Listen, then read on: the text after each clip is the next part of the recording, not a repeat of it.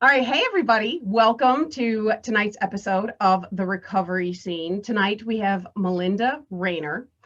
Melinda is going to tell us her story about what it was like to grow up with a father who was addicted to drugs and a mother who was an alcoholic, then going on to become an alcoholic herself. And of course, our stories always lead over to recovery. Make sure that you like and subscribe if you like what you hear, and even if you don't like and subscribe anyway. So you don't want to listen to me. You came here to listen to Melinda. So I am going to switch over and give her the floor. Melinda, thank you so much for just being with us and being willing to share your story. Yeah, I think, in my opinion, like people sharing each other's stories is just going to help the next person, always. Exactly. I Exactly. remember like sitting in group, like listening to all these people have similar stories to me, and it's just like, oh my God, I'm not alone. That is so like amazing to me. It is. But It's really important. It's really important to not feel alone because I think for a long time that's how addicts and alcoholics felt.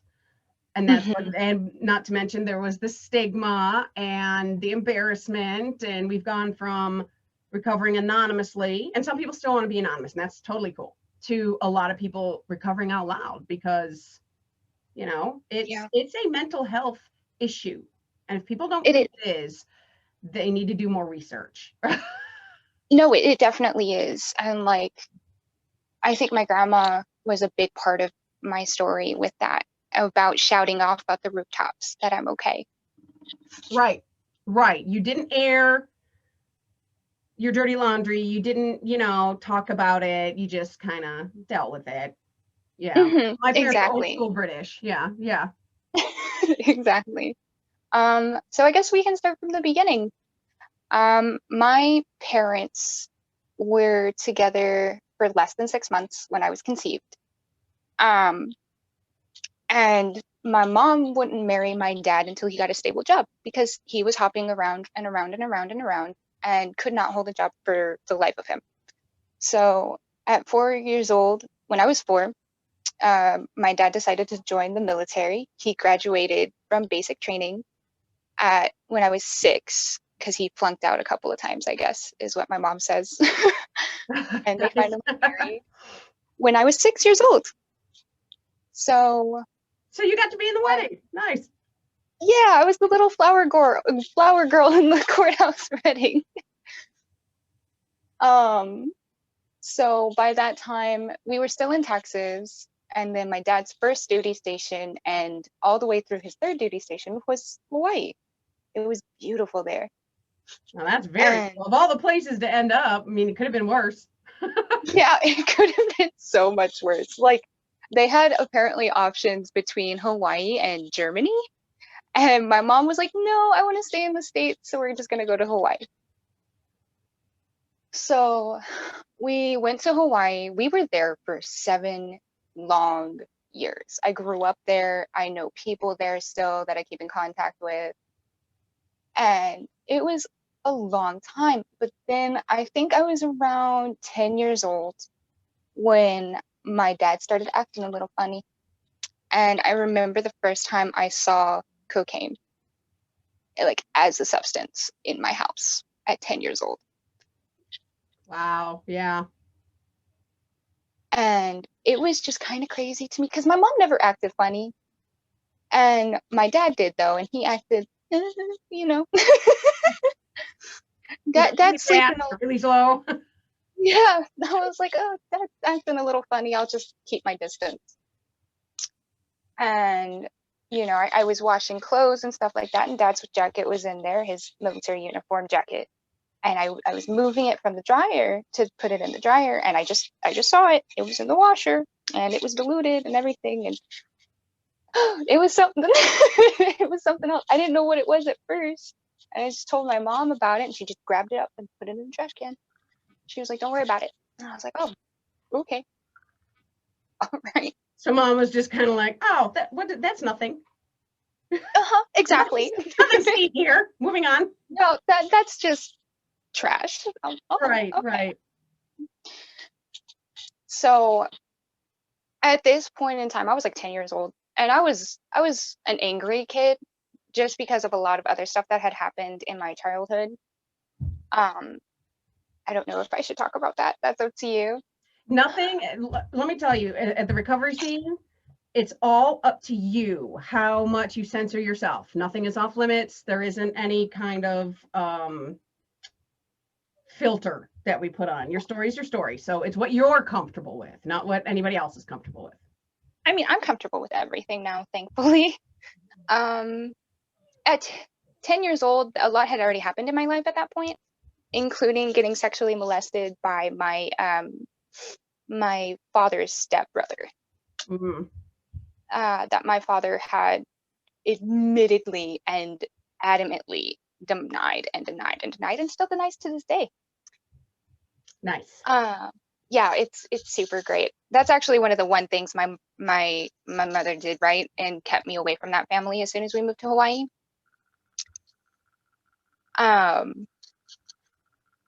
And she just kept me away, thankfully, but right, yeah, that's a whole nother thing. Yeah. But I was an angry kid because that had happened, and at the time I didn't know what depression was. I didn't know what anxiety was. I was blaming myself, and I wouldn't talk to anybody about it. I was just internalizing it and getting angry and taking that out on skateboarding and kickboxing, because I was the first grandchild of an Italian family. I had to be in kickboxing. Oh my God. Kickboxing family? Yeah, my grandfather actually owned 3 studios in Texas. Oh, wow. So definitely kickboxer family. And I was the firstborn grandchild. I had to be in kickboxing. I had to know everything. I was in skateboarding and surfing for me because I enjoyed it. But I also fell off a lot and broke a lot of bones. So by the time I was 13, I had broken every bone in my body at least once, if not more. And by the time I was 13, my mom told me that we're moving. Where are we moving to? Bucktown, Georgia.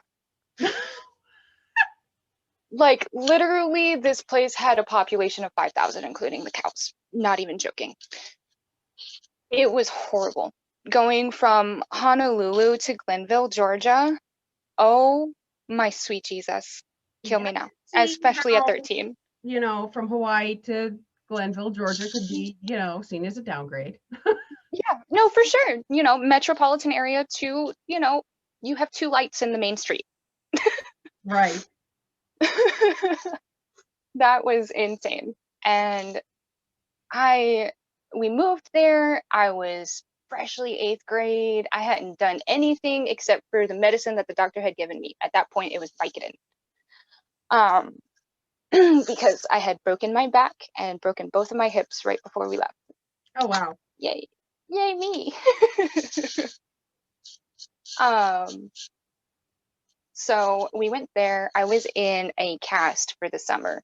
So I turned 14 in a full bottom half cast with none of my friends. But we moved, we started school.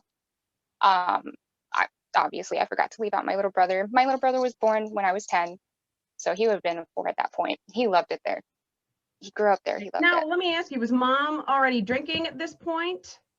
And see, I didn't know she was, but yes. Okay. She had already been drinking since before I was born. Gotcha.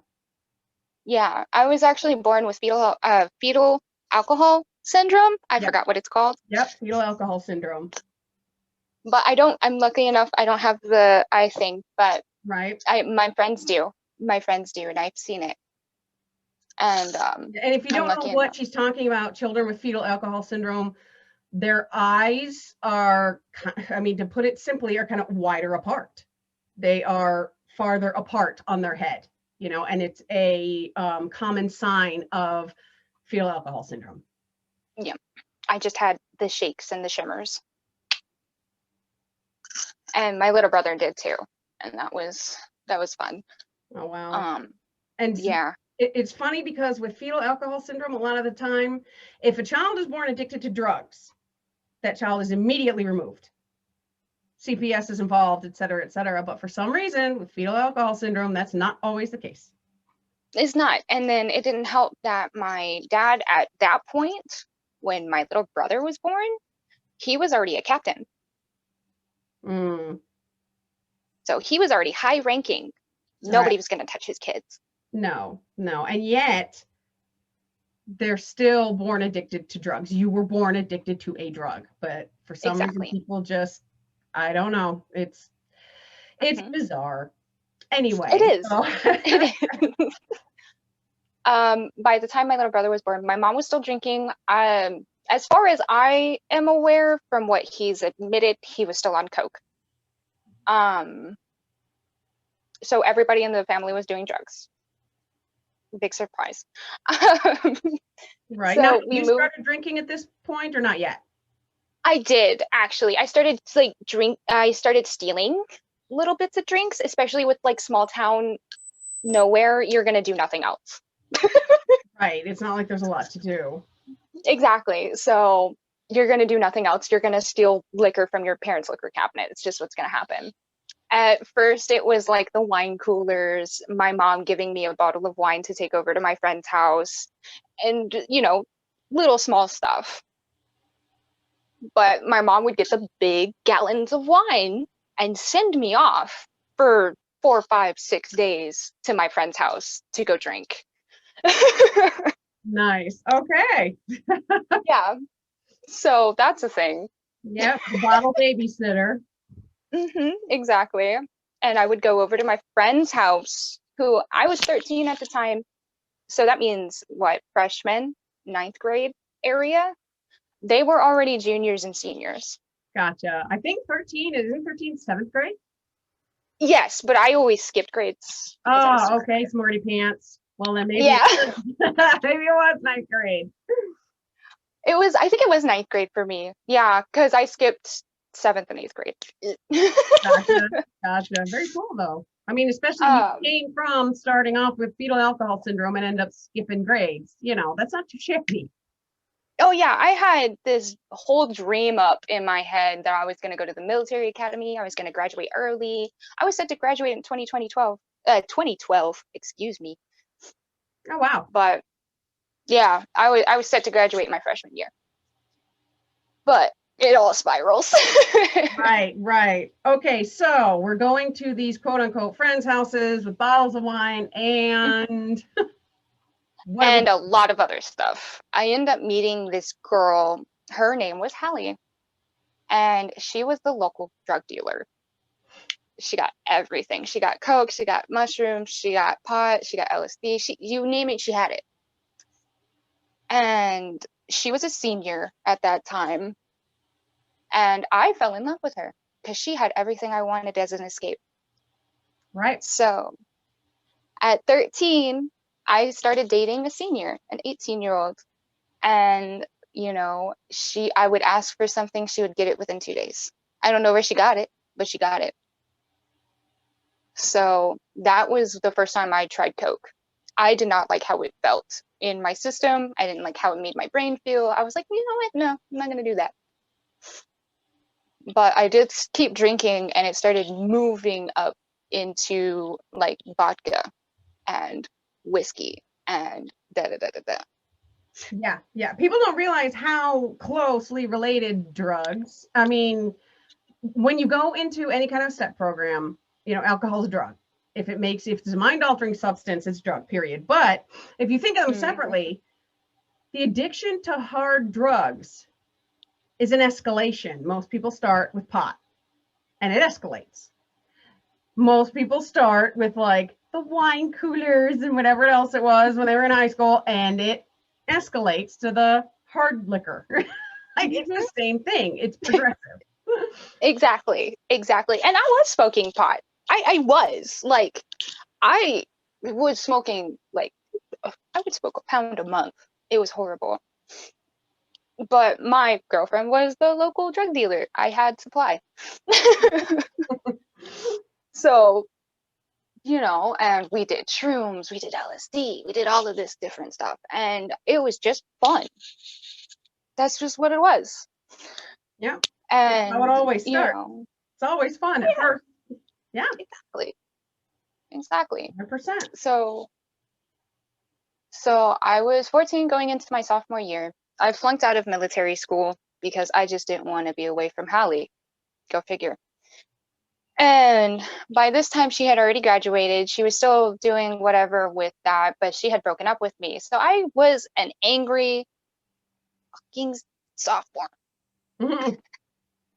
and I hated everybody. And, I started drinking more. My mom started buying me the alcohol because it would make me calm Mm.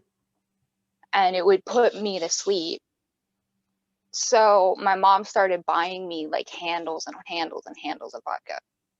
Wow. Yeah. Instead of therapy, let's just give you booze. Yeah, because, that's cheaper. Right. So I'm drinking a handle before I go to school and a handle before I go to bed. Wow. By the time I'm 16, it was a trip. So 16, 17 is not much different. I move up to 4 bottles a day. Mm-hmm. And I will black out. I'm not driving. I'm going to school smelling like alcohol and coming home smelling like alcohol. Mm-hmm. But at sophomore year, the end of sophomore year, my birthday's in the summer. So my parents told me in the summer that we're going to go back to Texas, which is where everybody's originally from. And I was like, well, I don't want to go back to Texas. If we go back to Texas, you won't give me alcohol.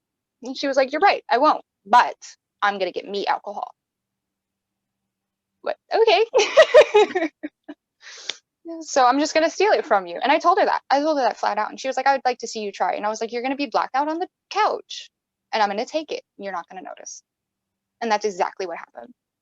Mm. Because at that point, my mom was drinking vodka. She was drinking 2 bottles a day. Right. And she was still drinking the little baby bottles. But I was still drinking the handles and stuff like that.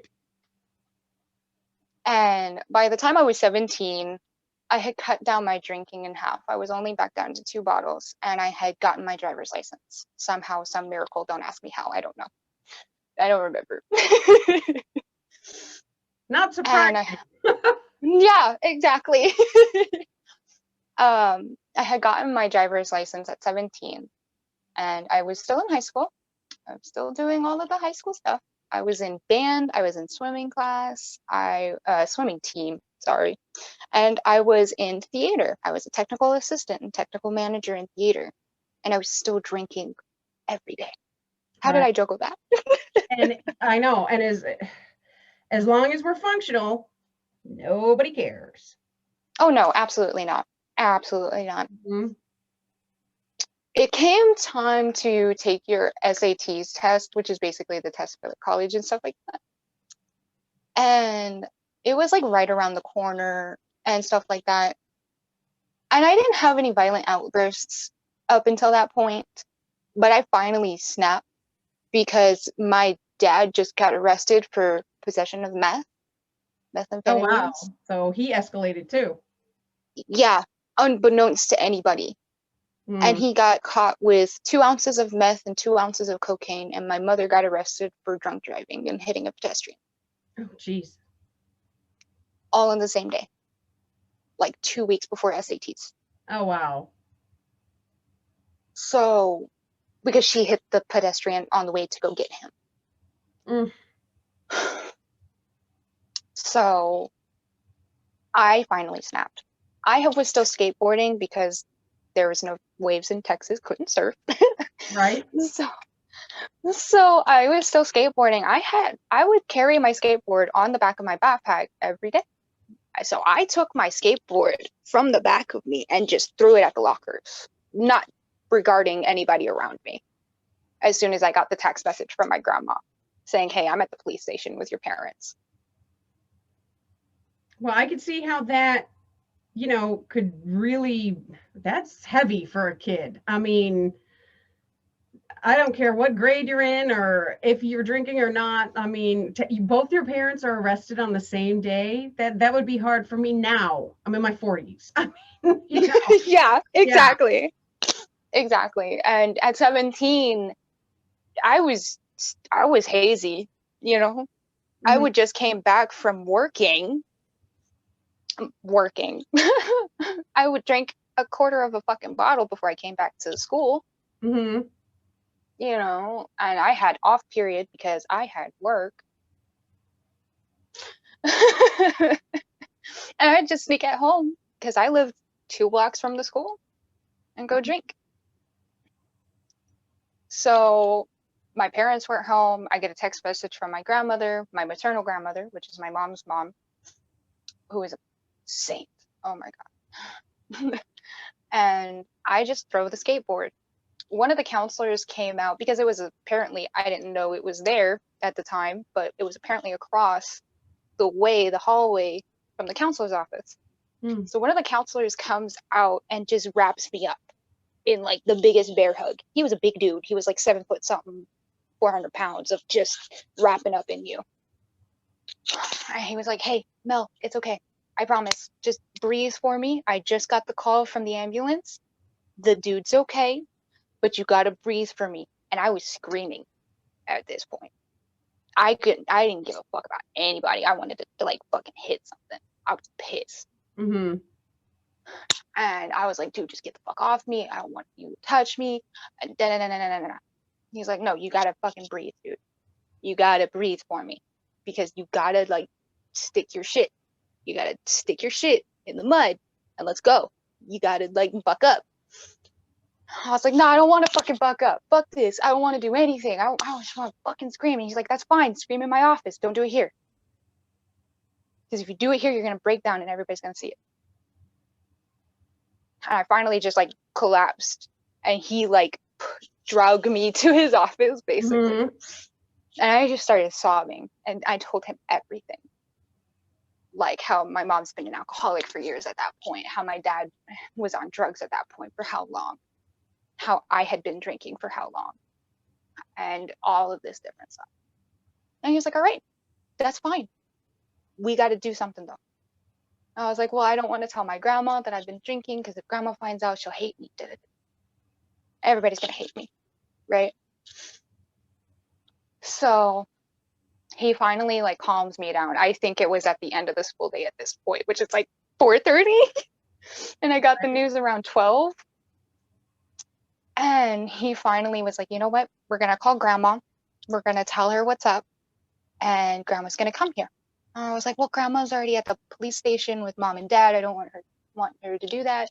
And da da da da. Mind you, grandma's like 78, 79 years old at this point. Mhm. Old biddy, old Italian grandma. Right. Right. In other And words, though, one tough lady. oh, for So. whew, for sure, for sure. That was my best friend. That was my first and only best friend through everything. Right. You know, and she called me her little best friend. I was her little angel. I could do no wrong. Uh, so grandma finally gets up there, and I'm still like a mess. I'm crumbling from the inside out. And, you know, the counselor had already told her everything. I didn't have to say a word. She just looked at me and she said, "We're going to quit this. We're going to nip this now." I was like, "But grandma, it's because we're going to do it and we're going to be okay." So my parents get incarcerated. My mother goes into county jail for the state, and my dad goes to prison. I think he gets like a 5-year sentence. I don't know. I lose contact after that. He doesn't care much to speak out to me. I don't care to speak out to him. Mm. Fine. Mom goes to county, comes back out. I'm living with grandma. It's my senior year. I'm 18. And my mom reaches out to her mom, my grandma, and says, "Mom, I want to come home." And she's like, well, your daughter's here. You can't. She's like, well, Mom, I'm clean. I don't want to drink anymore. Da, da, da, da, da. No, you can't. Your daughter's here. Because she knew my mom would go back to the drink faster than I would. Right. That if she relapsed, you'd be right behind her. Exactly. And it went on for about a year. I graduated on my 19th birthday. So, like, with that, we had my graduation party, my boyfriend at the time's graduation party, his sister's birthday. We're like 2 years apart. So we had a 3 event going on one day. Oh, wow. So my grandma's there, my uncle's there. I get pearl earrings and a pearl necklace from my aunt and my uncle, which are beautiful. Black pearls. I wear them every day. And my mom shows up. Mind you, everybody is here. All of my small family, my grandparents, my aunt, my uncle, and then my boyfriend's and his sister's family, which is humongous. So like 30, 40 plus people. Right. And my mom shows up. Now, where the party was held was at my boyfriend's grandparents' house, which is basically like a little commune area that has like 2 businesses and a main house, but it's a gate to get in. So we see her car come through the gate, and my grandma, I have never seen an 82-year-old woman move so fast. Like, she is 5'9" and she got some leg to her, but she is 82 years old and she does not need to be hopping fences. Like, it was insane. She literally flew from next to me to the driveway in a blink. I don't know what happened. But I had been sober for about a year at that point because I didn't want to drink anymore. Grandma told me not to, I'm not going to. That's how it is. My mom was so fucking drunk. So drunk when she showed up. And she was like holding the bottle of, I don't even remember what it is. I think it was like Party. It was Red Label or something. And she was screaming like, why the fuck didn't you invite me to your fucking birthday graduation, piece of shit? This is why. Right. And it's like, I'm your fucking mother. How fucking dare you invite my mother and not me? And she was full-blown narcissistic attitude at that point. Right. And it was so insane. And my grandma, like, in one fellow swoop, a little embarrassing, just touch. Oh yeah, for sure. Mind you, my grandmother was the wife of a person who owned 3 fucking kickboxing studios. That's right. So she, in one fellow swoop, grabbed the bottle, turned it upside down, and like knocked the neck of the bottle in my mom's neck, and just pushed her in the car. Pushed her to the passenger side and drove to the nearest gas station and walked back by herself. Now she bashed her. She didn't like stab her in the neck with a bottle. No. She just bopped her real quick. Just clearing that up, law enforcement, if you're listening. No. FBI agent, we're fine here. No murder was committed. But no cold cases here. We're good. No. She just bopped her with the neck of the bottle real quick. It was like the opening part, and it just made a suction cup noise. But I just remember seeing my grandma walking back by herself, and I was in shock. I had no idea what had just happened. All I knew was that my mother was screaming at me, and I was on the verge of tears. Right. And at that point, I had been dating my boyfriend for like 2, 3 years at that point. I'm not sure. Something like that. And finally, everything calms down. People go home. I'm spending the night with my boyfriend in his grandparents' house because we're going to do some stuff tomorrow, the next day. I'm alone outside smoking a cigarette because I allowed myself that vice instead of alcohol. Bad choice, I know. But I was smoking a cigarette outside. I was 18. I could buy my own. Yay! But, and my boyfriend's uncle comes up to me. I haven't spoken 3 words to the dude. This is how many of the years I've known him. He comes up and he's like, "Hey, you want a drink?" And I was like, no, not really. You know, I'm not trying to drink right now. And he's like, "All right, you want to smoke?" I was like, "Yeah, I can smoke. I can smoke." What he ended up doing was he put meth, or I don't remember what it's called, but it was like meth, Mm-hmm. the blunt itself. And I had never had a lace blunt before until now. Oh, geez. It was insane. Like, I had tripped so hard. It was a good size blunt too. It was like a 50-cent piece. And it was just insane. I didn't come down from that high for 2 days. Oh, wow. And in those 2 days, I had drank 4 handles again. Mm. And my boyfriend found me outside with the bottles. And he was like, "What the fuck? Where did you go? How did you get that?"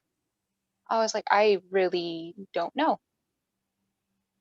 I don't."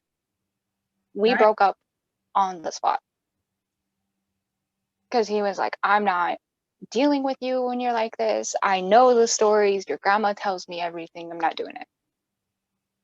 Oh, wow. Okay, that's fine. Okay, bye. Deuces. I go back to my grandma's house. I still stink of alcohol, pot, anything under the sun. I go back to my grandma's house because I have a car at this point, and I'm still kind of tipsy, but I drive there. It's across town. And I get there, and she meets me at the door. And she's like, "You're not allowed in this house. Your stuff is in the garbage cans over there. It's clean garbage cans, but your stuff is there." I was like, "Okay, what about my mattress?" She was like, I'll send it to wherever you're at, wherever you go." I was like, "Well, why am I not allowed in the house?" And she was like, "Well, on your little 2-day bender, you came to this house and threatened me." Oh, wow. I That ended up was a total threatening. blackout. Oh, yeah. I don't remember anything. Like, I get bits and pieces. Like, my grandma, when we were better, before she had passed, told me what I had done to her. But then my ex and me are still kind of iffy. But he gives me bits and pieces. So I don't remember anything. I Mm. just don't. So, and I was like, "I didn't know I threatened you." And she was like, "Yeah, you did. So no, you're not allowed back in this house. Grandpa says." Okay, if Grandpa says it's final, fine.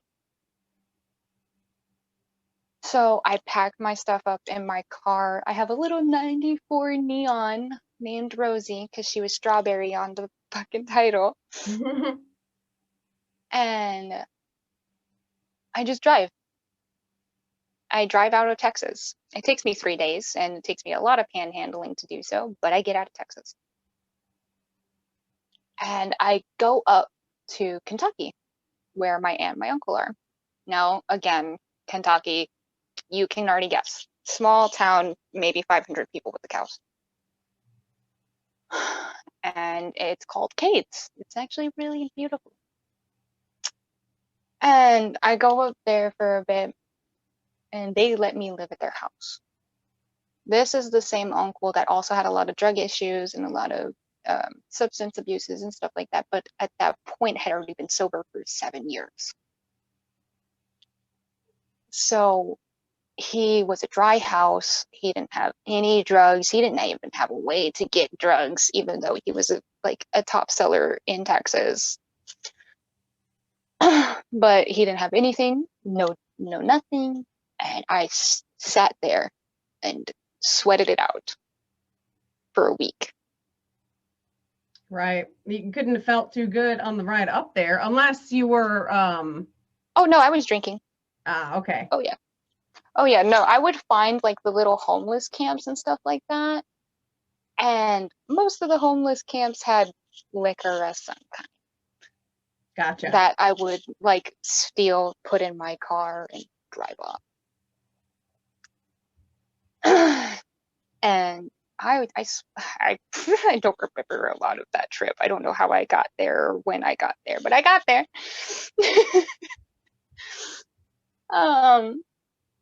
And I sweated it out for about a week.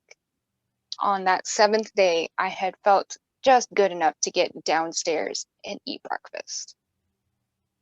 And my aunt looked at me and she's like, if you hadn't come down today, I think I would have called the EMS. Right. And I was like, oh, thanks. Thanks, guys. I appreciate that. You know, and I just started talking to my uncle and asked him what I can do better and how do I stay better. And he wasn't a licensed psychiatrist. Did he refer to me to some? Absolutely. Did I take that path to get into the next 12-step program? Yes. Did I relapse so much that I didn't get completely sober until 22? And what's today? The 27th? Next week is my 2-year anniversary. Yes. Awesome. Very cool. Very cool. Yeah, I always tell people, I called myself a chronic relapser, but there's no such thing. We never really quit. Oh, no. Until you really not. quit, you'll keep relapsing, Yeah, exactly. So what's your life like now, Melinda? It's quite beautiful. I'm actually back in Texas. I have a beautiful fiance, a beautiful apartment. I have a awesome, wonderful work from home job that just gets us by and gets us going and makes us have happy things. Very, very cool. That is very cool. Well, thank you so much for just being here and sharing your story and, just being willing to talk with us and maybe, reach somebody else. Yeah, I really hope so. Absolutely. Absolutely. Well, that's going to do it for another episode of The Recovery Scene. Like I said, if you liked what you heard, go ahead, subscribe, and hit that like button. And we'll see you next time.